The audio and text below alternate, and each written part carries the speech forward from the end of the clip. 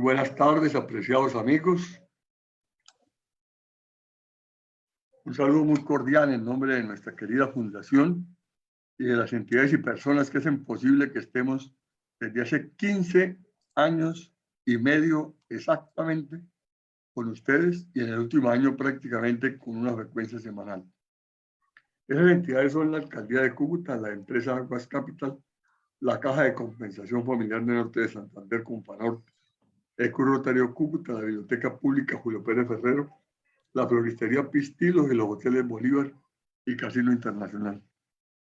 La actividad de hoy es la sesión 45 del año, la 42 de tipo virtual. En el 2021 hemos desarrollado con esta 27 conferencias y 18 conciertos, tertulias o conversatorios. Es también nuestra sesión número 331 en la vida institucional del Movimiento Educativo, Cultural y Social del 5 a las 5.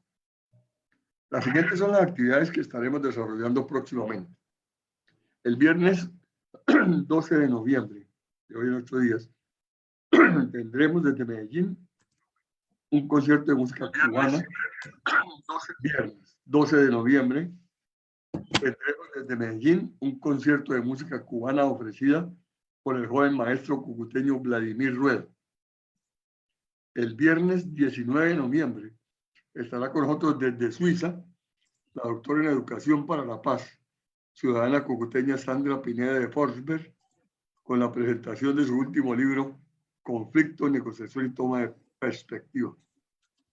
El miércoles 24 de noviembre se presentará en una nueva sesión principal, en una nueva sesión presencial, el maestro Luis Bonels Rovira, con su conferencia Vitrales, orientada a la recuperación de los vitrales de la iglesia de Nuestra Señora de la Candelaria en Sevilla.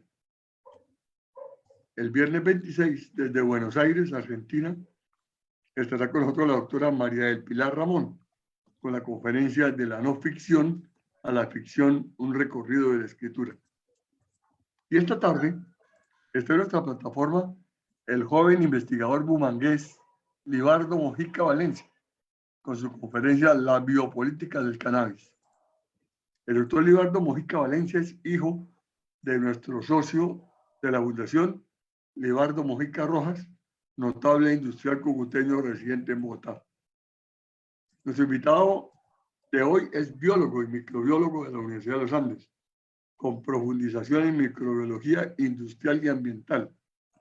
En la parte académica, sus líneas de investigación son biotecnología agropecuaria, parasitología veterinaria y gestión ambiental. Ha recibido, entre otros, cursos de extensión sobre inmunidad innata en el Centro de Investigaciones Médicas de la Universidad ICESI, análisis de políticas de ciencia e innovación hacia una transformación en el Instituto de Bioética de la Universidad Javeriana, aspectos jurídicos, fitosanitarios y empresariales del cultivo, aprovechamiento y comercialización del cannabis medicinal en Colombia, en la Universidad de Rosario, y procesamiento del cannabis medicinal de la teoría de la práctica en el Departamento de Ingeniería Química y Ambiental de la Universidad Nacional de Colombia. Ha estado en calidad de ponente u organizador de diversos eventos en el país, entre otros el Seminario del Oculto, Hormiga Zombie, el Cineforo La Lucha Agraria en Colombia, la importancia de los medios alternativos, el Foro Crisis del Sector Agrario, Seminario del Oculto, Clima, Geografía y Política Ambiental de Colombia. En el campo laboral fue inicialmente coordinador técnico y comercial y luego director de Innovación y Desarrollo del Limor de Colombia. Actualmente se desempeña como consultor técnico e industrial del Fondo de Capital Bioavante. El tema que va a tratar el doctor Mojica ha dejado de ser un tabú de nuestra sociedad para convertirse en un verdadero tema académico como una opción medicinal. Las posibles propiedades medicinales de la marihuana y sus componentes han sido tema de investigación y polémica durante varias décadas. En algunos países está prohibido su uso y en otros se permite el uso médico de la marihuana para tratar el dolor, las náuseas y otros síntomas. Diversos estudios informan que el cannabis medicinal tiene posibles beneficios para varias enfermedades como el Alzheimer, la esclerosis lateral amiotrófica y el VIH-Sida. Pero dejemos que sea el experto el que nos ilustre al respecto. Bienvenido, doctor Libardo Junior Mojica Valencia. Prepárense todos los asistentes para escuchar su exposición y para hacer sus comentarios e inquietudes. El doctor Mojica responderá a sus inquietudes una vez termine su exposición. Siga usted, doctor Libardo.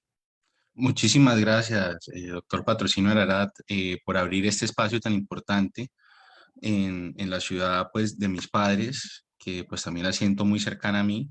Y pues como ya me dio una introducción muy amplia el doctor Patrocinio, voy a empezar ya con el tema de discusión. Este es un poco el índice de lo que vamos a hablar el día de hoy. Vamos a hablar primero que todo de biopoder y la biopolítica. Después vamos a hablar de los usos históricos del cannabis o el cannabis a través de la historia. ¿Sí? Un recuento un poco de cómo diferentes culturas alrededor del mundo usaban la planta. Después vamos a hablar sobre el prohibicionismo y la guerra contra las drogas, con un enfoque pues acá Colombia. Posteriormente hablaremos sobre la legalización y la regularización que pasó acá en Colombia y cómo se dio. Y por último, unas conclusiones y unos puntos para mirar hacia el futuro, hacia dónde va este tema. Entonces, acá les pido un poco de atención. Esta primera parte es un poco mametruda, como es la filosofía, pero estos conceptos que vamos a hablar ahorita son importantes para tenerlos en cuenta a lo largo de la discusión que voy a plantear. Son unos fundamentos que vienen principalmente de Michel Foucault, el postestructuralista francés, y él habla sobre el biopoder como la capacidad de asegurar, sostener y multiplicar la vida y poner esta vida en un orden específico. ¿Sí? Un poder que se ejerce como una influencia positiva para la vida, para su administración, optimización y multiplicación, y ejerciendo unos controles precisos y una regulación comprensiva. El biopoder se ejerce desde unas redes dispersas, de manera descentralizada, es interrelacional y opera desde abajo hacia arriba. Y opera desde la vida misma. El ejemplo clarísimo que hemos vivido todos nosotros en estos días es el tema del COVID-19. Como una cosa microscópica ha logrado cambiar la conducta de tanta gente. Y era lo que Michel Foucault decía, que gobernar es dirigir conductas. Y podemos ver cómo hacer una fila hace 2 años cambió, ¿sí? Cómo el conocimiento sobre vacunas ha cambiado, el tema de la higiene, de lavarse las manos ha cambiado, cómo ahora la gente se cuida más cuando estornuda, el uso de tapabocas, ¿sí? Todo esto es biopoder, ¿sí? Y el biopoder no reemplaza las funciones represivas o deductivas del poder tradicionales, sino al contrario, trabajo de la mano para incitar, controlar, monitorear, crecer y optimizar y cada vez someter o destruir en su defecto. ¿Sí? En ese sentido, el biopoder que nace desde abajo hacia arriba no reemplaza a la policía todavía está poniendo multas, todavía pone multas si la gente sale cuando no debe salir o si no está usando tapabocas, pero se vuelve mejor policía. Por ejemplo, en el caso personal, sé que muchos me podrán entender, mi familia se vuelve un mejor policía que me pregunta si ya me apliqué la segunda vacuna, que si vamos a visitar a un familiar mayor, que hay que tener cuidado, hay que usar tapabocas. Entonces, esa regulación orgánica que se da de abajo hacia arriba, eso es el biopoder. Y este biopoder no entra en contradicción con el poder soberano, ¿sí? Tradicional, que es el derecho no sobre decidir sobre la vida o la muerte, sino cómo administrar esa muerte, ¿sí? Como era antiguamente, si no estabas de acuerdo, el rey te quitaba la cabeza. Entonces, eso a partir del siglo XVIII, Foucault nos dice que eso fue cambiando y jurídicamente el poder radica en el derecho sobre administrar la muerte o dejar vivir.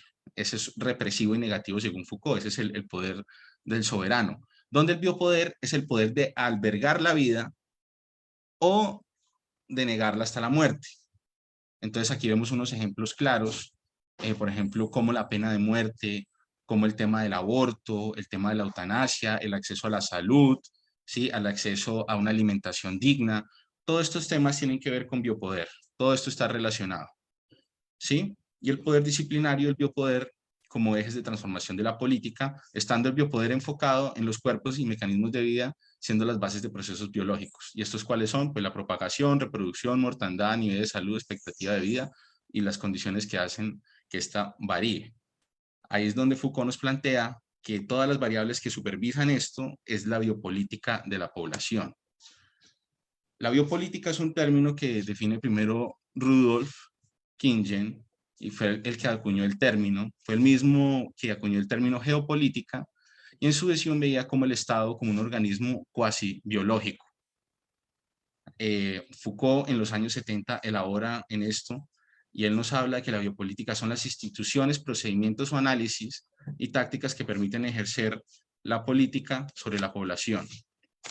Él nos habla sobre la seguridad, territorio y población, donde la población viene siendo el eje central del ejercer de la biopolítica. Está enfocado en cómo mantener esa población, hacerla crecer, a reducirla y todo lo derivado de ahí, ¿sí? Él nos habla sobre la razón del Estado, que es un modo de gobernar racionalmente, ¿sí? De tal modo que pueda actuar fuertemente y perpetuarse a través del tiempo, destruir todo lo que constituye una amenaza para él. Por ende, la necesidad de una fuerza militar y un cuerpo diplomático permanente en las amenazas exteriores hacia el interior de una regulación creciente. De manera de evaluar si un gobierno obra bien o no, ya no está fundado en la legitimidad arraigada en el derecho, como era antes los soberanos, sino si es eficaz o no. Y si no es eficaz, y si no está pensando en ser eficaz, corre el riesgo de ser torpe, inadaptado o no hacer lo que conviene. Y esto es importante tenerlo en cuenta a futuro cuando vamos a evaluar cómo fue la política de drogas durante tanto tiempo. La biopolítica de los fenómenos de población se piensa en un régimen general donde la realidad es económica y el mercado pasa a ser un lugar donde la verdad se manifiesta. Ya no estamos hablando sobre absolutos o sobre teorías, sino lo que dicta el mercado es por donde nos debemos guiar. Entonces, las preguntas que nos invita Foucault a hacer: ¿es útil lo que estamos haciendo? ¿Para quién es útil? ¿O para quién? ¿Para qué? ¿Sí? ¿Cuándo deja de ser útil y cuándo empieza a ser nocivo? Esto es lo que nos tenemos que empezar a preguntar cuando empezamos una biopolítica, en este caso, pues el tema del cannabis. Entonces, las estrategias de seguridad de un Estado, para que sean eficientes, tienen que ocuparse de calcular que las relaciones entre los intereses colectivos y los intereses individuales se optimicen, y paradójicamente, al administrar estas libertades, pues las restringen. Es un poco paradójico, pero es como se manifiesta. Y pues vamos a ver en el tema del cannabis cómo cuando pasó de ser restrictivo a legalizarse, cómo se empezaban la actividad comercial, empezar a restringirse con leyes y decretos. Mecanismos específicos para aumentar las libertades, paradójicamente aumentan los controles. Bueno, ahora les vamos a hablar aquí sobre el cannabis sativa. Fue descrita por primera vez por Carlos Linneo en 1753 y pues viene de la familia Cannabacea. Acá podemos ver, está muy cercamente emparentada con el Humulus lupulus, que es el lúpulo que se usa para hacer cerveza. Divergió de él a partir como hace 27 millones de años. Y pues los microfósiles hemos podido evaluar que esta planta originalmente tiene origen en el altiplano de Tibet, en el noreste. Esta se dispersa naturalmente hacia Europa hace 1.8 a 1.2 millones de años, y a través de su llegada a Europa pasó por varios cuellos de botella genéticos, y esto empezó a hacer una diferenciación alopátrica al no compartir el mismo rango que la otra variedad. Y pues de aquí salen las famosas subespecies: Cannabis sativa sativa y Cannabis sativa indica. Por un análisis de código de barras de ADN apoya la separación de estos taxones a nivel de subespecie, pero es claro hablar que es la misma especie, o si no, no se podrían reproducir entre ellas y dar descendencia fértil. Entonces, esto se reconoce en la nomenclatura clásica, aunque ahora con el tiempo esto está muy revaluado debido al gran número de híbridos que se han producido precisamente para temas productivos. Acá podemos ver como un morfotipo de lo que antes se llamaba sativa, por eso las comillas, la que antes se denominaba índica, y la ruderalis, que es una variedad muy importante en Rusia, de muy bajo contenido de cannabinoides, que es el componente medicinal, pero muy bueno para hacer fibra. Acá podemos ver un clustering genómico de los diferentes tipos de cannabis. Narrow Leaf Drug Type 1 viene siendo lo que antes se denominaba como sativa, y Broadleaf Drug Type es lo que se denominaba como Indica, y podemos ver pues que están separados y que hay una mayor diversidad de sativas, y esto se explica como el rango geográfico es mayor, como lo podemos ver en esta figura 3, ¿sí? Pero podemos ver que hay un sobrelapamiento, pero que hay una gran diversidad y pues todo alrededor de Eurasia. A través del tiempo podemos ver que muchas civilizaciones y culturas utilizaron el cannabis. La más antigua que tenemos registrada es hace 10.200 años en Japón, utilizado para hacer fibras, hace 4.000 años en la producción de aceite, fibras y papel y cerámica en China. Es el primer registro medicinal está en China, en la farmacopea Shengnong Bencao Jing, donde se recomienda para 100 padecimientos distintos como la gota, el reumatismo, la malaria, el déficit de atención. Confucio en las compilaciones poéticas que hizo también nos habla de esta planta y de sus bondades. El Atharvaveda, que es uno de los 5 Vedas sagrados en la religión hinduista, se considera el cannabis como una de las 5 plantas más sagradas, tanto que era la favorita de Shiva, dios o diosa de la destrucción, ¿sí? Y hay evidencias arqueológicas que usan en un ritual fumado en el cementerio en el noreste chino aproximadamente 500 años antes de Cristo. Entonces vemos que hay un uso extenso.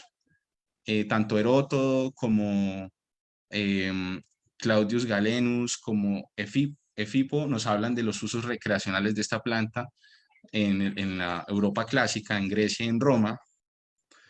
Y pues vemos que en diferentes partes del mundo, especialmente en Eurasia, esta planta pues es muy importante y con una diversidad de usos tan variados como los tradicionales, ceremoniales, medicinal, recreacional, industria textil, alimento y hasta religioso.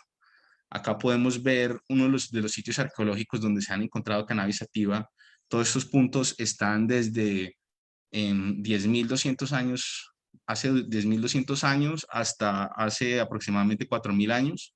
Y pues vemos que ya estaba distribuido ampliamente en Eurasia, inclusive antes de que se empezaran a hacer las rutas de comercio por donde hubiera viajado, ya estaba disperso en el territorio y ya se estaba utilizando con diferentes fines.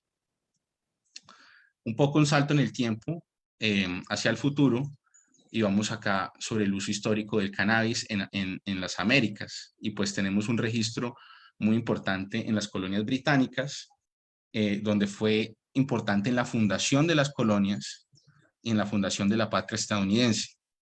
En Virginia, que fue la primera colonia de Estados Unidos, era posible pagar impuestos con cáñamo. Cáñamo es la variedad de cannabis empleado para hacer textiles. Los impuestos en la asamblea local y en el parlamento se podían pagar con cáñamo. Y se sabía que era muy importante para la defensa de un país porque todas estas cuerdas y las velas de estos barcos que hacían ejercer la soberanía eran hechos con cáñamo, eran de las mejores telas conocidas. Por eso Thomas Jefferson, después de la independencia, dice que el cáñamo es la primera necesidad para la riqueza y la protección de un país. Y pues se sabe que en la correspondencia de George Washington, él ya era cultivador de cáñamo y pues conocía la importancia de separar las hembras de los machos para aumentar la productividad. Claro está, esto es un cáñamo de uso textil y solo para telas, no tiene un componente psicoactivo importante y por ende no hay ninguna evidencia que se usara como medicina o como recreación en esa época. Acá hay acá hay un billete de $10 de 1914, donde investigadores dicen que esto que se está cosechando acá es cáñamo. Es debatible, pero lo que sí es claro es que el papel sí es de cáñamo. Entonces, hasta 1914 todavía el Estado federal estaba utilizando cáñamo hasta en el mismo dinero.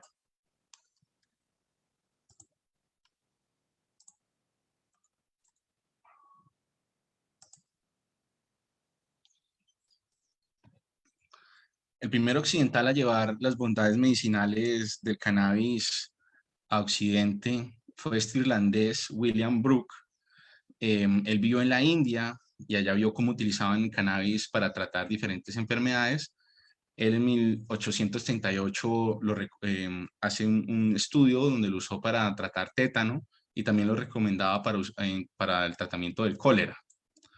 A finales de los 1800 ya se podía adquirir en las farmacias de Estados Unidos y en partes de Europa, y se recomendaba más que todo para padecimientos del estómago.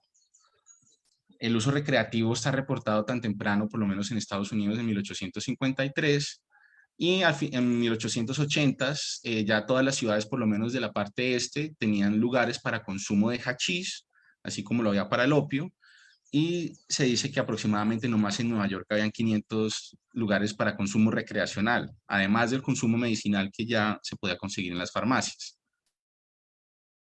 En Estados Unidos sabemos que a comienzos del siglo pasado hay un movimiento fundacional del puritanismo de volver a una sociedad casi teológica, con un control absoluto de las personas, y pues en ese contexto es donde se hace un fortalecimiento de lo que llaman poison laws, que es para estos boticarios, estas farmacias, tener un control más restringido sobre el cannabis. Entonces empiezan a exigir más control. En esta época, 1920 a 1933, es cuando vemos el prohibicionismo con el tema del alcohol. ¿Sí? Vemos esa voluntad puritana llevada a la acción a prohibir, y con nefastas consecuencias con las mafias que crearon, con la violencia y toda la sangre que pagaron. Estados Unidos aboca por el control del cannabis en la Convención Internacional del Opio, que se llevó a cabo en 1925, pero reconoce que tiene un uso medicinal y científico para esa época. Todavía reconocen que pues, es optable dejarlo como medicina, pero igualmente crea la Agencia Federal de Narcóticos en 1930, una dependencia de lo que aquí sería el Ministerio de Hacienda, lo cual es muy extraño, ¿no? Un enfoque como más hacia el tema de los impuestos, y es con el tema de los impuestos que logran acabar la producción de cannabis al volverlo casi prácticamente inviable, y lo único que se podía producir era el cáñamo para textiles y para usos industriales. Este prohibicionismo vio apalancado por todo un tema, un tema propagandístico de desinformación, y estas pues son películas muy famosas que pasaron en esta década. El Reefer Madness es una película eh, casi chistosa, donde demuestran que si la persona consumía cannabis iba a matar a sus familiares. También tenía una connotación racial muy fuerte, decía que si las mujeres blancas que consumían cannabis iban a ser propensas a acostarse con hombres negros. Bueno, todo un tema moralista sin ningún fundamento científico fue apalancando la opinión pública, y pues llevando a cada vez dejar en la práctica un espacio más limitado del cannabis en la sociedad legítima, y llevándolo a la ilegalidad. Aún así, para Estados Unidos seguía siendo muy importante el tema textil, el tema industrial, y pues hasta la Segunda Guerra Mundial hacían propaganda para incentivar a los campesinos a cultivar cáñamo, y por el tema, volvemos al tema de la naval, lo importante que era para hacer las cuerdas, una cuerda muy buena. Acá en Colombia se vivió una fuerte influencia norteamericana en las percepciones políticas que llevaron a condenar la utilización de la marihuana. A finales de los años 30 nos pega ese coletazo, ¿sí? Y podemos ver cómo la Dirección Nacional de Higiene prohibió cultivar marihuana, y los que se oponían a esa prohibición pues se fueron catalogando como traficantes. Posteriormente, en 1946, sale la ley Consuegra. Según la ley, la venta, el consumo de la marihuana eran delitos contra la salud pública. Aquí volvemos a ver que tiene un enfoque, inclusive en los años 30 y 40, tiene un enfoque de salud pública, lo cual es bastante paradójico cuando vemos lo que ha pasado desde ese entonces. Y pues se pusieron unas penas estrictas para quienes vendían o consumían cannabis. 3 años después salió el decreto contra la marihuana en el gobierno de Mariano Ospina Pérez, y pues prohibió el cultivo y el comercio de esta planta en todo el país, y ordenó a las autoridades a destruir lo que existiera. ¿Sí? Posteriormente sale un decreto un poco para criminalizar a la gente que está dedicada a este cultivo, y pues los califican ya de maleantes. Ahí vemos ya el nacimiento de un estigma. A nivel internacional, Richard Nixon es el gran promotor de lo que se denominó la guerra contra las drogas, y pues esto fue catapultado por el el Acto de Control de Sustancias de 1970, donde le declaró la guerra a las drogas hace más de 50 años y la promesa es que vamos a hacer la guerra a las drogas y vamos a acabar la droga en el mundo y vamos a vivir una utopía donde la droga no existe y todo va a ser perfecto. Y bueno, llevamos 50 años en esa política fallida, todavía no hemos visto un resultado prometido. Catalogó al cannabis como si fuera una sustancia controlada tipo 1, o sea, la equiparó a la heroína, al éxtasis y a la cocaína, a pesar de que él tuviera de que él tuviera consejeros que le decían que era una planta de uso seguro, que tenía usos medicinales. Él desconoció esos usos y la cataloga como muy propensa al abuso, ¿sí? Hoy en día los activistas de diferente índole hablan de no tanto una guerra como las drogas, sino una guerra contra los negros, los latinos y el movimiento contracultural en los 90 que se oponían a la guerra. Y pues Nixon, siendo un conservador, aprovechó pues eso para revolver un poco el avispero. Acá tenemos un recuento un poco de cómo fue el tema normativo y cómo cada vez fue escalando en Colombia, aumentando las penas, aumentando la seguridad, aumentando el gasto en seguridad y de control para cada vez tener un control, para cada vez controlar más el territorio. Entonces podemos ver acá, importante mencionar la Ley 30, que es la cual se adopta el Estatuto Nacional de Estupefacientes, y pues vemos que cada vez es castigado más fuertemente, pero en la práctica vamos a ver cómo pues eso no afectó mucho la producción en el país. Esto en el país llevó a lo que se conoció en los años 70 como la bonanza marimbera, y varios autores han hablado de esto, como Juan Josaín o José Cervantes Angulo, ¿sí? Se dice que para 1977 se producían aproximadamente 24.000 toneladas de Santa Marta Gold, esto enfocado principalmente en los departamentos de La Guajira y de Magdalena, y podemos ver que las primeras bandas organizadas de narcotráfico en el país nacen es en esta parte alrededor del cannabis, y pues estas experiencias después las van a llevar para conformar las bandas de otras sustancias, pero pues podemos ver que a medida que aumenta el control, aumenta la violencia y pues vemos un uso desproporcional de la violencia. Esta foto que vemos acá de la mujer arrodillada es de la película Pájaros de Verano, que habla sobre esa problemática de la bonanza marimbera, y pues vemos que las mujeres en nuestro país son desproporcionalmente más víctimas que nosotros los hombres. Las rutas del comercio ilegal del cannabis seguían en aumento, y para 1977 se habla que ya eran 722 millones de dólares los que entraban al país por el intercambio de cannabis. Se dice que hasta 40 buques partían diariamente durante la bonanza y después ya no serían sino 12. Vamos a hablar pues de este tema de la guerra contra las drogas. Foucault pues nos dice que las guerras hoy en día son llevadas a cabo con la excusa de salvaguardar la existencia de todo el mundo, como tenemos que hacer la guerra a las drogas porque está en peligro la vida hasta de los niños, y poblaciones enteras son masacradas en nombres de la vida. Él dice que las masacres se han vuelto vitales bajo este paradigma, y pues lo vemos súper clarísimo en Colombia. Yo creo que el colombiano, si conoce su historia, sabe lo mucho que nos ha costado mantener esta política de Nixon, de hacer la guerra contra las drogas. Creo que no ha habido, en proporción a población, país que haya puesto más muertos que nosotros, y el gasto en seguridad, claro, está apalancado por Estados Unidos, también es absurdo. Entonces vemos con el fin de, de acabar las drogas, nos matamos, pero pues las drogas siguen vendiéndose por todo el mundo. En 1982 el gobierno empezó a fumigar y pues entonces empieza a haber un escalamiento bélico en los sectores de control de las drogas, y pues se vuelve más lucrativo la coca, y pues algo pasa en Colombia, y es que hay muchos, o sea, el tema de las drogas, a veces hay personas que buscan como simplificar el tema del conflicto en Colombia y decir que es solo un tema de drogas, pero es un tema de guerrillas, es un tema de fuerzas paraestatales, ahí es un tema de muchos factores de una inequidad regional en la periferia, donde hay pocas oportunidades para los jóvenes. Y pues es muy difícil separar cuáles son los muertos de las drogas, a cuáles son los muertos de las insurgencias, a cuáles son los muertos de las masacres, del Estado mismo. Como sabemos bien los colombianos, es un tema muy complejo y es prácticamente imposible separar el componente de la droga de los demás componentes del conflicto armado en Colombia.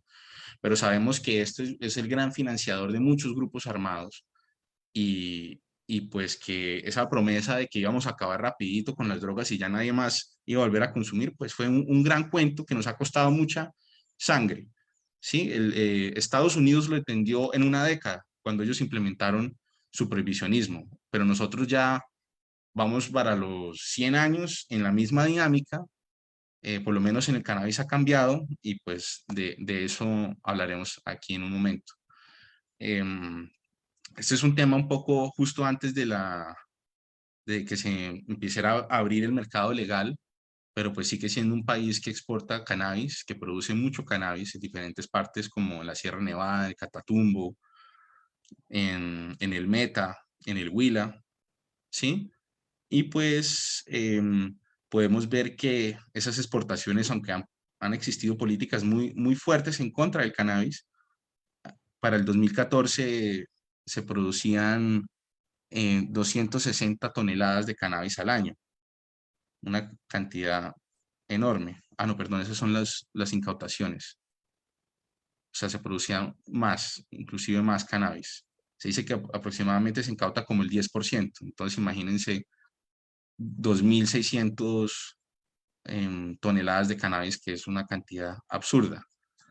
Y pues gente inteligente estaba evaluando esto y decía que alguien como Iván Duque en el 2009, por ejemplo, él estaba totalmente en la política, estaba totalmente en contra de la política tradicional de las drogas y decía que tocaba emular un país como Portugal, un país que se basaba en ver esto como un problema de salud pública y no como un tema de seguridad, pues porque los resultados habían sido nefastos. Ese era Iván Duque en el 2009, ya vamos a ver qué pasó con Iván Duque. Pero pues para el 2014 vemos que Fundación para Ideas para la Paz hizo una encuesta a nivel nacional preguntando a los colombianos si apoyaría una regulación de marihuana para usos medicinales, si ha escuchado sobre estos usos y qué piensa pues, de las políticas de drogas en Colombia. Y pues todo fue muy favorable a favor de un cambio, ¿sí? Todo fue a favor de un cambio. La mayoría de colombianos conocía de los usos medicinales del cannabis y la mayoría estaba a favor de un cambio en el modo de que veía que había sido muy mala o mala la política de drogas hasta el momento. Entonces ahí un expresidente que vino promoviendo internacionalmente, eso hay que reconocerlo, fue en varias instancias internacionales a hablar de cómo tocaba cambiar una política de droga, pasa un decreto 2467 del 2015 para empezar a regularizar el mercado y por primera vez en el país permitir que las empresas pudieran hacerse cargo de esto y producir cannabis medicinal para la población. Este decreto es un poco paradójico porque el año anterior ya había un proyecto de ley para regularizar este tema, pero pues justo antes el presidente le pareció oportuno pasar este decreto y aquí vemos las empresas, algunas de las empresas que pudieron entrar a sus actividades en el país con capital la mayoría extranjero para empezar a producir cannabis medicinal en el territorio. Según el ministro de Justicia de ese entonces, Jessy Reyes, había tres aspectos en el cual el decreto estaba un poco limitado, que era la arquitectura institucional, o sea, no se sabía cuáles eran las instituciones que iban a regularizar el tema del cannabis, el tema de impuestos, tampoco se sabía cómo iban a tributar estas empresas, y pues el régimen sancionatorio, si no cumplían con lo que debían cumplir, cómo los iban a castigar, cuánto iban a ser las multas, y pues esas cosas no se podían modificar vía decreto. Entonces, paralelamente, en el Congreso de la República se estaba tramitando la ley 1787 del 2016, lo que se conoce hoy en día como la ley Galán. Y el presente ley tiene como objeto crear un marco regulatorio que permita el acceso seguro e informado al uso médico y científico del cannabis, sus derivados y el territorio nacional colombiano. Tenía unas cosas muy a la vanguardia, ¿sí? Como es que obligaba a los transformadores de cannabis a adquirir localmente el 10% de su materia prima de pequeños y medianos cultivadores, y también los obligaba a transformar esa materia prima acá en Colombia al prohibir la exportación de flor seca. Eso cambió, eso hoy en día ya se permite la exportación de flor seca, pero pues eso empezó a obligar a las empresas a pensar cómo crear industria y cómo darle valor agregado acá en el territorio. Decía Galán que si siempre fuimos un territorio que exportaba materia prima, ¿por qué no podíamos pensar esto como un desarrollo íntegro para la sociedad? Y pues darle valor agregado, en vez de exportar la flor, ¿por qué no podemos exportar las gotas, los comestibles, todo lo que le diera un valor agregado a este medicamento? De esa ley salen, ahorita pues no voy a entrar en detalle para no aburrirlos, pero estos son de pronto las resoluciones y decretos más importantes que vienen tanto de MinSalud como de MinJusticia para regular el tema del cannabis, cómo se obtienen las licencias, cómo van a ser las visitas, qué es lo que van a exigir. Todo este tema se ha venido desarrollando con el tiempo, desde la época Santos hasta la época Duque, y, y pues las diferentes licencias que existen aquí están expuestas, que son 4 tipos, principalmente la licencia para la fabricación de derivados de cannabis, em, la producción de semilla, el tema de cannabis psicoactivo y el tema de cannabis no psicoactivo. Iván Duque cambió, después de ser presidente, él conocido pues por cambiar drásticamente de su posición dependiendo de la coyuntura. Pudimos ver que en el 2008, supuestamente para demostrar resultados para su política antidrogas, criminalizó otra vez el tema de la dosis personal, lo cual la Corte le echó para atrás, obviamente, pero vemos que cambió su posición y que hace 10 años hablaba de que tocaba ver con otros ojos, pues volvió a una posición más retrógrada y pues que no, que hay que controlar es al microtráfico y al pequeño cultivador en vez de, pues, de perseguir a los grandes cacaos, quién sabrá por qué motivo. Paola Cubillos, una médica de la Universidad del Rosario, nos dice que a pesar de que la ley Galán pues ya lleva en efecto muchos años, todavía no se ha visto lo esperado en el mercado. Y no tanto desde la posición de las empresas, sino de la posición de los pacientes. ¿Sí? Un acceso a un medicamento estandarizado, seguro y buena calidad y bajo costo no se ha materializado para ellos. ¿Esto qué implica? Que muchos de los pacientes, especialmente de los que tienen menor recurso, menores recursos, no pueden acceder a los medicamentos y pues tienen que acudir a los artesanos, al mercado gris, para abastecerse para sus medicinas, porque el tema como se ha implementado las leyes no ha sido para beneficio de los pacientes. Y desde el punto de vista de las empresas, como pudimos ver acá en las resoluciones y los decretos, se han demorado mucho para producir esta documentación. Yo me acuerdo que cuando pasó la ley, esto se esperaba que todo esto se tuviera en un año, y vamos que esto pues sigue cambiando. Esto ahorita recientemente salió otro decreto y eso cambia los juegos del mercado completamente. O sea, vemos un aparato burocrático ineficiente en administrar estos temas y en producir resultados. El tema de las fórmulas magistrales está basado en una alternativa para las empresas que no querían entrar como un grado farmacéutico de la sustancia, sino que querían dar como un producto especializado por paciente.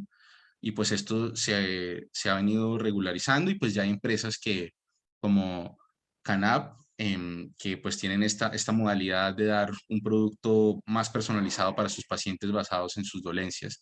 Y pues debido a la diversa cantidad de enfermedades que pues, se pueden tratar con cannabis, esto suele ser muy eficiente para ciertas enfermedades, especialmente las de índole neuronal, que como se sabe, el cannabis es neuroprotector. podemos ver que hay un gremio consolidado. El gremio así más conocido es la Asociación Colombiana de Industrias del Cannabis, Asocolcana, que para el 28 de octubre cuenta ya con 31 afiliados. Originalmente se fundó alrededor del core de unas empresas como Quirón Life Science, que venían con capital primordialmente de Canadá. Ellos estaban estructurando empresas de control, de una estructuración vertical donde ellos mismos producían el cannabis y pues sus sucursales en sus países de origen compraban la materia pues para distribuir allá. Se espera llegar a unos 12 millones de dólares de exportación a finales de este año. En tema de empleos, en el 28 de octubre pues, le hace una entrevista al doctor Rodrigo Arcila Gómez, que es el presidente ejecutivo de Socolcana. Él no da una cifra real, pues también hay que tener en cuenta que en Asocolcana son los más grandes. También hay muchos productores que no hacen parte de esta asociación o que tienen asociaciones independientes. Entonces todavía no hay una estimación de empleos, pero sé que por lo menos ya existe un sindicato, Sintrabacán, donde están empezando pues, a organizar desde abajo hacia arriba la gente que está trabajando en este negocio. Importante mencionar que Asocolcana, así como hay Cenicafé o Cenipalma, Asocolcana creó Cenicannabis como un centro de innovación de la industria del cannabis, y pues están haciendo encuestas tecnológicas para ver cuáles van a ser las líneas de desarrollo más interesantes y para optimización de métodos de extracción del cannabis. Ellos están trabajando de mano con Agrosavia, Minagricultura, en un plan estratégico de ciencia, tecnología e innovación agroindustrial en temas del cannabis. Acá podemos ver una cadena del valor del cannabis medicinal. También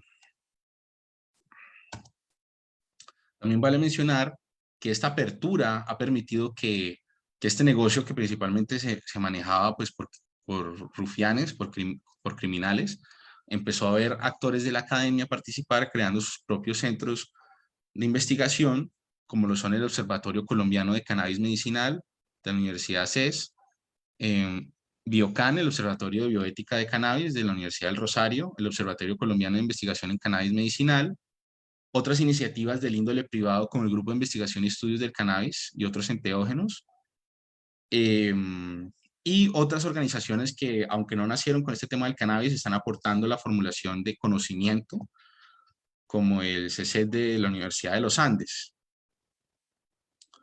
Acá podemos ver cómo también hay un componente veterinario, y los invito a las personas que estén interesadas, del 15 al 21 de noviembre va a haber el Congreso Anual de VetCan, el Congreso Internacional de Cannabis Medicinal en Veterinaria, y pues está patrocinado por varias organizaciones y empresas. Esto está estipulado por el ICA en la resolución 105215 de este año, por el medio del cual se establecen los requisitos y procedimientos para el registro y certificación de buenas prácticas de elaboración de empresas que realicen preparaciones magistrales de uso veterinario. Acá les quería mostrar de cómo esto pues está empezando a crecer orgánicamente desde abajo hacia arriba. Este es un evento que voy a tener la fortuna pues de estar moderando el día 11 de noviembre en la ciudad de Bogotá. Se llama Regulación desde abajo, una regulación en marcha, cómo regular el mercado de las drogas desde la perspectiva de participación ciudadana. Esto es parte de la Veeduría Pública de Cannabis SPA, que nace en Bogotá. Eso nace de otra organización cívica de ciudadanos y activistas que se llama la Mesa Distrital Canábica, donde también se están organizando eventos, donde también se está generando conocimiento, donde también se están generando redes de contactos. Y pues esto es un poco lo que se va a hablar en esa charla. Se va a hablar sobre la modificación 40 constitucional que está promoviendo el representante Juan Carlos Lozada, por el cual se modifica el artículo y se regulariza el uso recreativo del cannabis.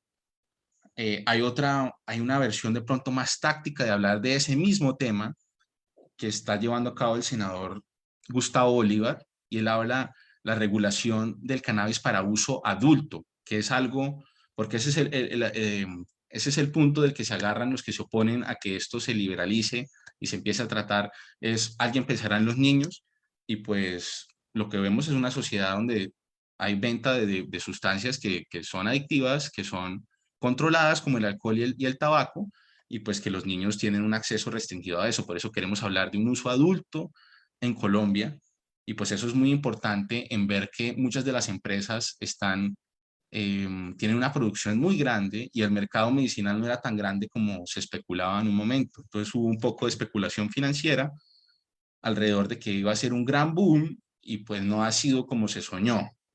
Aquí podemos ver los estimados que se están proyectando en el mercado estadounidense, de ver cómo va a crecer este mercado, tanto el uso adulto, que es la terminología que vamos a preferir usar, frente al medicinal. Podemos ver que el de uso adulto es mucho más grande y crece mucho más al año que el mercado medicinal. Esto podemos extrapolarlo un poco al caso colombiano, y pues queremos es empezar a ver cómo se podría empezar a hablar de una apertura, como ha ocurrido en Estados Unidos, como ocurrió ya hace muchos años en Uruguay, de un cannabis de uso adulto que permite acabar con las mafias que todavía están abasteciendo a las poblaciones con microtráfico, y para poder reemplazar esas mafias con empresas que pagan impuestos, que tienen controles estrictos sobre su producción, y pues que no están desplazando, no están matando, no están incurriendo en un montón de, digámoslo, por falta de una mejor palabra, externalidades económicas, que pues nos hemos acostumbrado acá a Colombia, pero que la verdad no nos conviene ni como país ni como Estado. Entonces, si volvemos al tema de Foucault, es adoptar unas políticas, ¿sí?, que aunque sean liberales, tienen que entrar a regular, tienen que entrar a controlar, pero que a la larga es más eficiente que poner un policía en cada esquina y controlar que nadie pueda fumar nada. O sea, Foucault nos habla de que tenemos que adaptarnos a los tiempos, quitarle la moral a la política y ver qué es lo que es eficiente. En el cannabis podemos ver que ha sido eficiente la regularización, por lo menos para la parte medicinal, que ha sido eficiente en la creación de empleo, que ha sido eficiente en la creación de empresas, en el pago de impuestos, y especialmente acá en el aporte a conocimiento. Entonces podemos ver en esta charla, pudimos ver tres etapas distintas de la biopolítica del cannabis. Una etapa al comienzo, donde era pues usada libremente alrededor del mundo por una diversidad de culturas y variedad de aplicaciones. Pudimos ver cómo el prohibicionismo y la guerra contra las drogas nos produjo muchos problemas muy graves, y podemos ver cómo la legalización y la despenalización y liberalización en Colombia nos ha traído grandes beneficios, ¿sí? Y vemos un panorama prometedor con sectores en la ciencia, en la industria, en la sociedad civil. Vemos que la gente, este tema, así como lo dijo el doctor Patrocinio, que fue tabú durante muchos años, ya la gente lo está viendo con otros ojos, está viendo cómo poder participar de una manera sana, responsable y segura. El control de esta planta está pasando de las mafias a las empresas y a los investigadores, y yo creo que eso es una tendencia que hay que incrementar, y solo se va a incrementar si pensamos en cómo legalizar el uso adulto, ¿sí? Dejando valor agregado a la sociedad, no solamente como capital y empleo, sino como el conocimiento que estamos produciendo. Y es que Colombia se está perfilando por las condiciones biogeográficas del país como el gran lugar para producción de cannabis. Ningún otro país podrá competir con nosotros si nos organizamos y dejamos de hacernos autozancadilla como lo venimos haciendo históricamente, pues porque alguien afuera nos dijo que así tenía que ser, ¿sí? El marco legal que existe en Colombia es de pronto el más robusto en el mundo y el más benéfico para las empresas y para los usuarios, pero aún así tiene unas falencias, como el acceso de muchos pacientes que pues todavía no han podido gozar de ese beneficio que están gozando algunos. Muchísimas gracias. Estas son mis fuentes bibliográficas. Voy a abrir el espacio para los que tengan preguntas, los partícipes. No sé si de pronto el doctor Sí, señor. Sí, Patrocinio me puede ayudar, o abro sí, el Facebook Live este, también podría. no, le estoy enviando la información. Puede dejar Ah, de, correcto. sí, Ah, puede listo, dejar de. ya de compartir. Bueno, primero, felicitarlo, mi apreciado doctor Libardo. Muchísimas gracias. Felicitarlo a usted, porque es una persona sumamente joven, inquieta, que se perfila como uno de los pilares importantes en su familia, sobre todo teniendo en cuenta que su padre pues se erige como uno de los industriales del área más importantes del país, al punto de que le fue ofrecida la posible producción de vacunas de Sinovac en el país. Correcto. Pues como eso, pues hay que pensarlos. Eso está entre todo lo posible y usted está llamado a cubrir el espacio que poco a poco va dejando su padre. Muy amable, palabras me quedo sin palabras, doctora Lara, muchísimas Secretario, gracias. Me honra usted con eso que me dice, la verdad, muchísimas gracias. señor, así es. Le voy a comunicar en este momento dos preguntas que han llegado a Perfecto. la mesa. Del señor Juan Pino. ¿Por qué los vicios que hoy son legales, alcohol y cigarrillos, tratan de visibilizarlos lo menos posibles por medios o contraindicarlos en las formas audiovisuales de entretenimiento, y los vicios que hoy son legales y se quieren legalizar, por ejemplo la marihuana, se nombran a menudo y se vende esa idea sin estigmatización social? Bueno, yo creo que hay un componente geopolítico en esa pregunta, creo que es una muy buena pregunta. Yo como lo veo, y es que el cannabis fue prohibido en Estados Unidos hasta que se desarrolló la genética y la tecnología para poder producirlo masivamente en Estados Unidos. El alcohol es legal porque uno va a la tienda y compra un whisky escocés, un vino francés, una cerveza alemana, sí, el tabaco estadounidense, perfecto. ¿Por qué? Porque ellos lo tienen, ellos lo producen, ¿sí? ¿Por qué la coca, la hoja de cocaína, la cocaína entra a un control específico, el cannabis? Pues porque lo producimos los países del sur. Yo lo veo así, para mí eso es un tema así y pues claro, es más aceptado pues porque tenemos todo un tema de medios estadounidenses que promueven el uso del tabaco. En cuántas películas nos metieron que era súper chévere matarse los pulmones, ¿sí? Para mí es un tema de geopolítica y ellos, claro, las sustancias que ellos venden y hacen ricos a sus países no van a ser prohibidas, pero las que se hacen en los países pobres en el sur geográfico, no, eso sí son muy malas. Pero cuando ellos aprendan a producir la nuestro, como pasó con el cannabis, entonces, no, ahora sí es medicinal otra vez y ahora es la bondad y ahora eh, lo producen muchísimo y los gringos se están quedando con toda la plata, porque ellos no pierden. ¿Por qué? Porque los gringos no van a perder y ¿para qué perder si los colombianos ni siquiera ponemos nuestra propia opinión de algo que nos beneficia a nosotros? Para mí es un tema colonial. Muy bien. Bueno, algunas manifestaciones, por ejemplo, de Álvaro Carvajal Franklin. Gracias, interesante conferencia. Susana Yáñez Coronel, muy buena conferencia, muchas gracias. Y una pregunta de Rafael Humberto Villamizar Aponte, que dice: ¿por qué Colombia no propugna ante la ONU? Ahí queda como cortada la pregunta. Si le invito a Rafael invito a Rafael Humberto Villamizar Aponte a ver si me pasa la pregunta completa.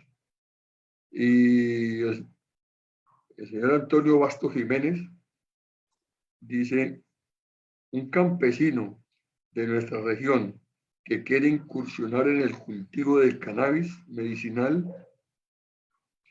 ¿lo puede hacer? ¿Y cuál es la ruta a seguir? Bueno, yo creo que es una muy buena pregunta el tema de la inclusión. Eh, en la ley Galán quedó estipulado todo un tema de licenciamiento especial para el pequeño y mediano cultivador, ¿sí?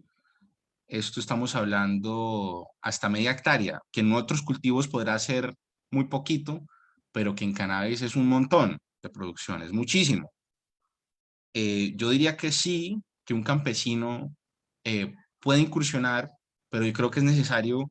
Eso es un tema muy complejo, es un tema que no solamente toca saber de agronomía, toca saber de toxicología, toca saber de control de calidad, toca saber de seguridad, porque los requerimientos, las barreras físicas que uno tiene que tener para proteger los cultivos, son muchos los requerimientos. O sea, es algo que ninguna persona, sea la más berraca del mundo, va a poder hacer sola. Uno necesita un equipo de trabajo para poder desarrollar una empresa de cannabis hoy en día, y necesita asesorarse de la gente, de la mejor tipo de gente. Uno puede tercerizar servicios, pero es necesario armar un equipo, porque solos es bastante caro, las licencias, los trámites son bastante caros, ¿sí? Mantener la empresa a flote mientras se saca los cultivos puede ser caro, y más en un mercado en como estaba hasta hace unos meses. Yo sé que el tema de la legalización de la exportación de flor seca ha sacado bastante del excedente que se tenía acumulado, pero pues vemos que hay una sobreoferta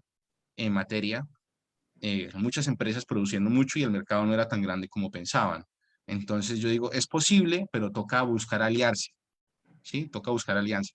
Todas las empresas que transforman el cannabis tienen que abastecer el 10% de su producción de pequeños y medianos cultivadores. Eso es algo muy bueno, pero pues toca aliarse con diferentes actores, porque solos es muy berraco. Bueno, el señor John Pino dice: la biopolítica es una técnica social de gobierno que está relacionada al capitalismo y libre mercado, en donde es importante el componente anatomopolítico, control individual, para llegar a la biopolítica, control de la población en su conjunto. Según Foucault, es una técnica de control social. Yo creo que sería un comentario suyo de... Claro, sí, no, es correcto lo que dice John. eh, pero enfocarse en que no es tanto un tema del individuo, sino de la población. No estamos viendo cómo se comporta un individuo, sino cómo se comporta toda una población. Eso de pronto sería lo que yo definiría, pero en general sí es el mismo tema. Es un tema de controlar la gente y controlar pues su reproducción, reproductar como a la mortandad, la salud, los cuerpos. Eso es la biopolítica, es ese control sobre esos factores biológicos. Bueno, el tema de Rafael Humberto y Amisara Ponte ahora está completo. Dice: ¿por qué Colombia no propugna ante la ONU el cambio de la política represiva por una base acorde? Bueno, yo creo que hay que entender pues que no somos una potencia mundial para imponer cosas, y lastimosamente vivimos en por lo menos en nuestra parte del mundo, hay una hegemonía,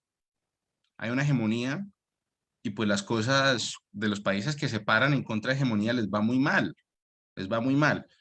Entonces, nosotros como un país mediano, nos toca de pronto ser más estratégicos y de pronto no entrar en confrontaciones. Holanda despenalizó el cannabis muchos años, contrario a lo que le exigía la ONU, pero lo hizo sin entrar a pelear, sin entrar a confrontar a nadie. Lo hizo lo que pensó que fue lo mejor para su país, y le ha sacado mucho provecho a ese tema, porque en Holanda no es que sea legal, solo es que ya no lo persiguen, solo persiguen a la gente que es violenta, a la gente que está matando gente, pero dejan que la gente cultive. Sí, yo digo que nosotros cambiemos el mundo. Es muy difícil porque no tenemos esa fuerza diplomática. Yo creo que eso en un momento fue lo que trató de hacer el presidente Santos, y él fue a la ONU.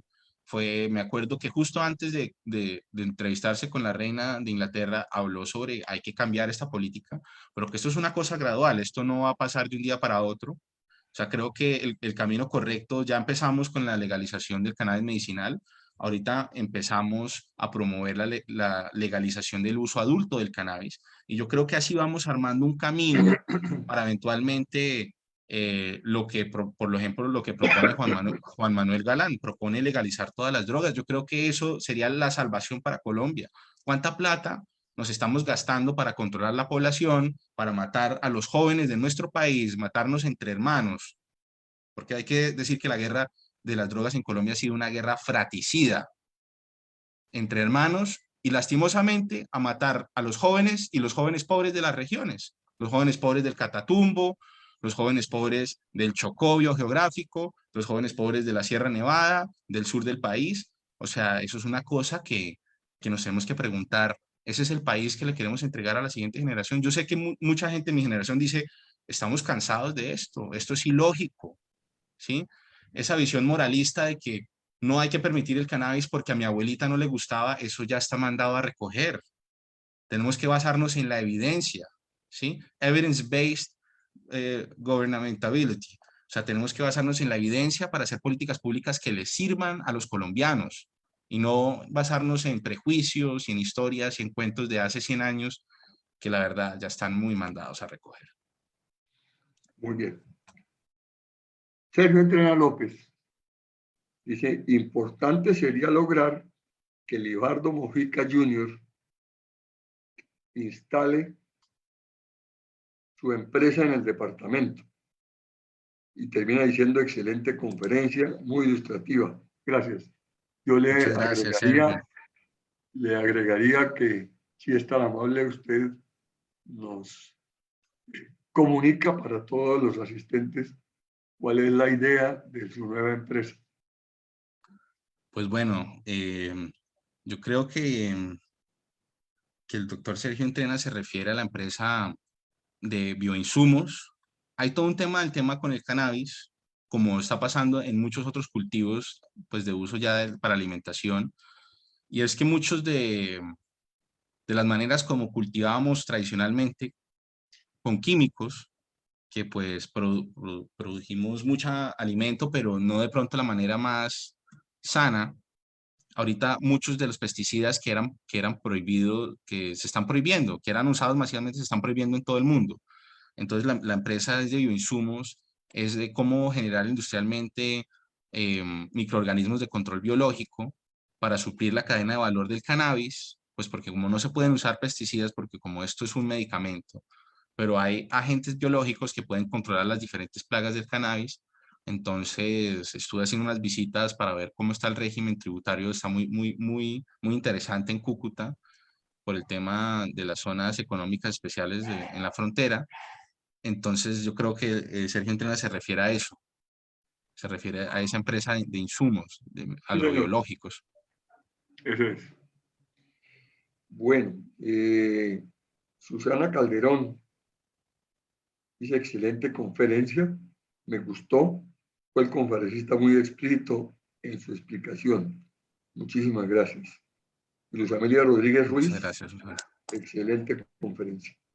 Y Rafael Humberto Villamizar Aponte pregunta, ¿por qué Colombia no trata ante la ONU el cambio de la política represiva por una regulatoria?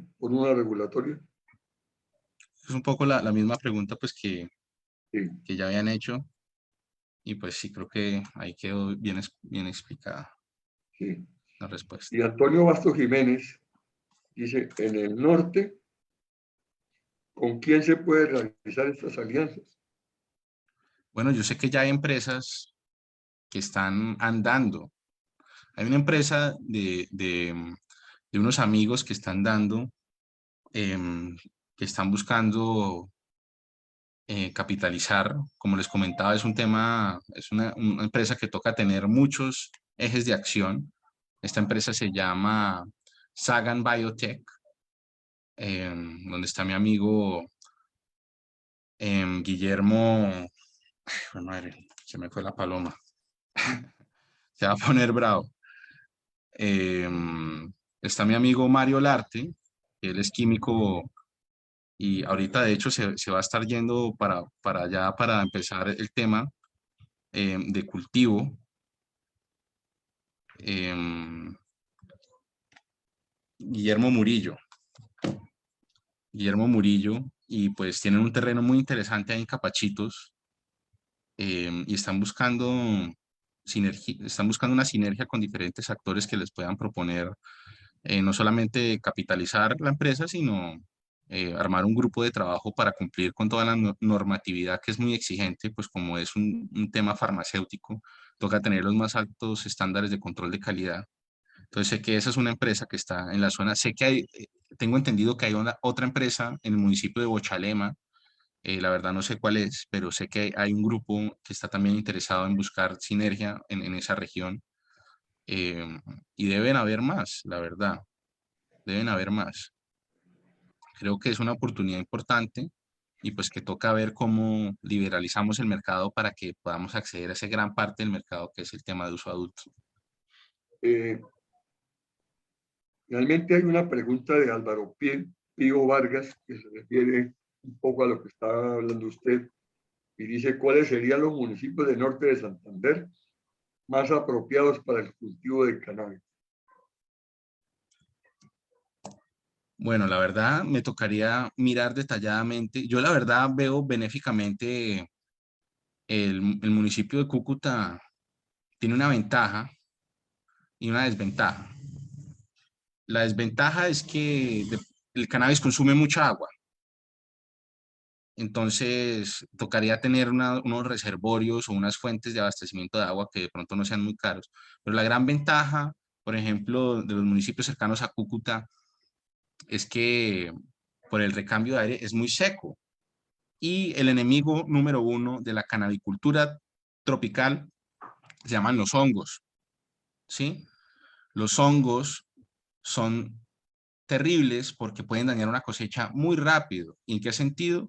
Que muchos de estos hongos dejan micotoxinas y esto es un residuo que es controlado explícitamente. El ICA exige controlar las micotoxinas, que son las toxinas de los hongos, porque son neurotóxicas, generan daños al cerebro. Entonces no podemos tener un farmacéutico que haga daño a la gente.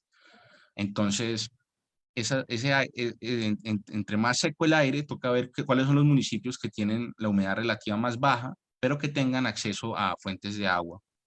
Entonces es un poco paradójico, pero es lo ideal, es buscar eso, tener unos reservorios de agua, unas fuentes de agua muy buenas, muy limpias, y que la humedad relativa sea lo más baja posible.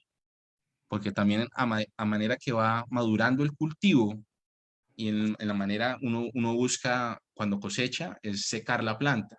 Y si uno puede optimizar eso, ya sea de manera artificial o de manera natural, buscando el lugar que la humedad relativa sea muy baja, esa planta se va a secar más rápido y pues va a haber menos riesgo de contaminación por hongos, que como les decía, es el gran enemigo de la canabicultura tropical. Bueno, en lo que a mí respecta, yo quisiera hacer una pregunta o dos preguntas. Una, ¿cómo es el panorama en Latinoamérica en relación con la producción y el consumo de cannabis? Y otra, mirando una de las diapositivas en la que se habla del tema de la producción, en lo que hace al uso adulto y al medicinal, se observa una gran diferencia entre el uso adulto y el medicinal, en una proporción como de 3-1, ¿no es cierto? Sí, correcto, Es para allá que correcto. apunta, para allá que apunta el mercado, para el Sí, uso adulto, sí, definitivamente. definitivamente el mercado ha sido así también históricamente, la mayor parte de consumidores de cannabis, aunque también eso es un tema que muchos activistas del cannabis dicen que también eso es un absurdo, porque la persona que de pronto lo usa de uso adulto también tiene un efecto terapéutico, no deja de ser un ansiolítico, no deja de ayudar a controlar el estrés, no deja de ayudar a combatir la ansiedad, ¿sí? Entonces, yo creo que ese tema de uso adulto medicinal es un poco artificial, pero lo claro es que el mercado siempre, pues, ese uso de pronto más, no tan estricto, no tan como prescrito por un médico, ¿no? Como lo es en muchos casos, es mucho más grande y seguirá siendo más grande, ¿sí? Lo claro está es que los países donde se regulariza, el consumo en general baja también paradójicamente, y eso era lo que mucha gente de pronto más conservadora pensaba, es que si legalizamos, todo el mundo va a empezar, y no, lo que está demostrado en los países donde se ha regularizado, se ha despenalizado, se ha liberalizado, la gente consume menos en total, pero lo importante es que dejen de consumir del microtráfico y dejen de financiar las bandas criminales y empecemos a financiar empresas que pagan impuestos, que generan empleos de calidad y que le dan valor agregado al país. Y en el tema del panorama latinoamericano, pues hay mercados interesantes como lo es del Brasil, donde el uso medicinal está permitido, pero el cultivo no. Qué interesante sería entrar a ese mercado, ¿sí? Entiendo que México está dando pasos para poder entrar a competir con Colombia y pues ellos tienen el beneficio de que pues tienen grandes industrias agropecuarias, pero y pues por ejemplo también interesante cómo se ha planteado Uruguay de una manera de pronto distinta a la colombiana, pero pues que está pensada para abastecer más que todo su mercado interno. De hecho, no está pensado para los extranjeros, sino está para sus propios fines. Pero yo digo que el panorama en Latinoamérica es Colombia, ¿sí? El panorama, el país que mejor panorama tiene en toda la región para mí es Colombia, exceptuando Estados Unidos, que pues ya es otra cosa.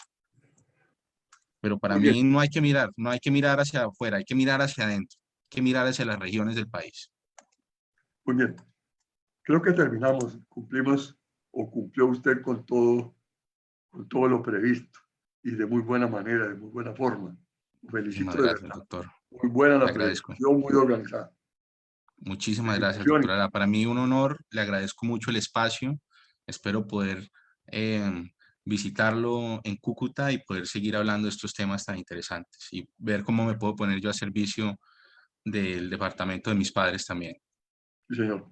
Bueno, muchas gracias, Junior. No, Permítame. muchísimas gracias a usted, Junior. doctor. Un abrazo.